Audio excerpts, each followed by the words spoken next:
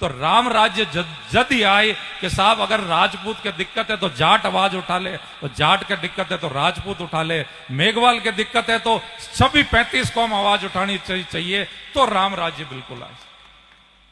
और ये जमवाय माता ने अगर 36 कौम पूजे, एकला जात को भाई पूजे जे नहीं है, माता सबकी है, कुलदेवी सबकी है, भगवान ने बांटना आपने बिल्कुल आपने 101% बंद करना पड़ी और लड़ना पड़ी।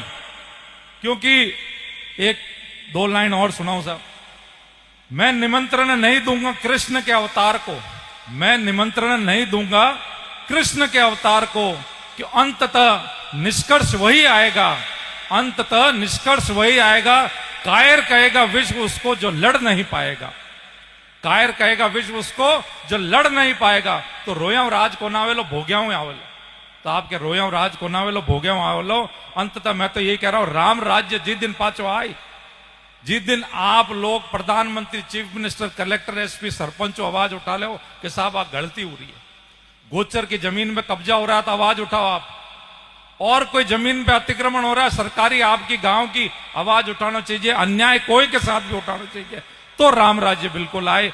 आज ये जो को जाति के आधार पर समीकरण कर रहे हैं, अन पूछना चाहिए कौन से प्रदेश में कितनी लड़कियां अनपढ़ है, उसका डाटा लाओ, उसकी स्टडी होनी चाहिए।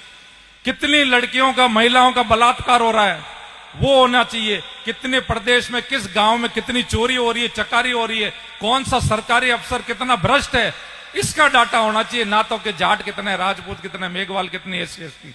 ये दुर्गति 101% हो रही है। और अब तो कोई एससी एसटी को सबको हिंदू बनाने में लगे हुए हैं एक पार्टी, तो दूसरी कह रही है साहब हम तो हिंदू है ही नहीं, हम तो भीमसेना अलग ही हैं, हम तो इनको मानते ही नहीं है। तीसरा कह रहा है साहब ये सभी हिंदू हो जाएंगे तो मुसलमान कहा जाएगा। तो बहुत बड़ी दुर्गति हो रही है, जाति के आधार पर देश को बांटा जा रहा है। तो मेरा तो ये कहना है राम राज्य आप वापस लेके आओ, कृष्ण के उसको वापस लेके आओ कि भाई उनका क्या उद्देश्य था, और आज अटू की सी कर जावा। जिनका नाम ही प्रताप है, शब्दों में जान है इन।